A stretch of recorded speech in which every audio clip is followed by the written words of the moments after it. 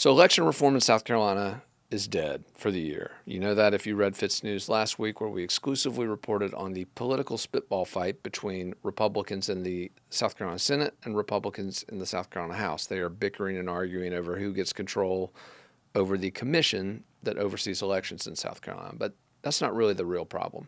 The real problem is that at the statewide level, there is no control over the local election commissions, and that is where the corruption's happening to people. If you look particularly at Richland County, South Carolina, the state cannot step in and do anything there because that is a locally governed commission. So what we have there is elections which are completely irregular, which have evidence of voter fraud, evidence of illegal voting machine shortages, stuff this news outlet has been covering for years. But anyway, I won't go down that rabbit hole today. I do want to talk about something very interesting, though, that happened outside of this debate, outside of the discussion over election reform in South Carolina. What I'm talking about is a massive purge of the voter roll in South Carolina. More than 300,000 voters over the last 6 months, as a matter of fact. That's right. You heard me right. While the lawmakers have been bickering back and forth about who controls the agency which conducts elections in South Carolina, that agency has taken 300,000 people off of the rolls. Now, is that weird? Is that something we should be worried about?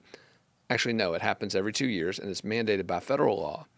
Basically, if you haven't voted or if you haven't updated your voter profile within the last 4 years, you get a card in the mail that says, hey, you still here? You still at this address? Do you still want to vote? Right? And obviously a lot of things happen. People move, people leave the state, people die. So there are any number of reasons why somebody at a certain address wouldn't vote. But if you don't return that card, your voter profile in South Carolina becomes inactive. And that doesn't necessarily mean you're not allowed to vote anymore. It just means that if you go to the polls, you have to bring your information and show them that, yes, you are still an active voter. And this happens every 2 years. The Election Commission goes through its records, finds those people who have not been active, sends them that postcard, and the response rate for that is usually about 5%.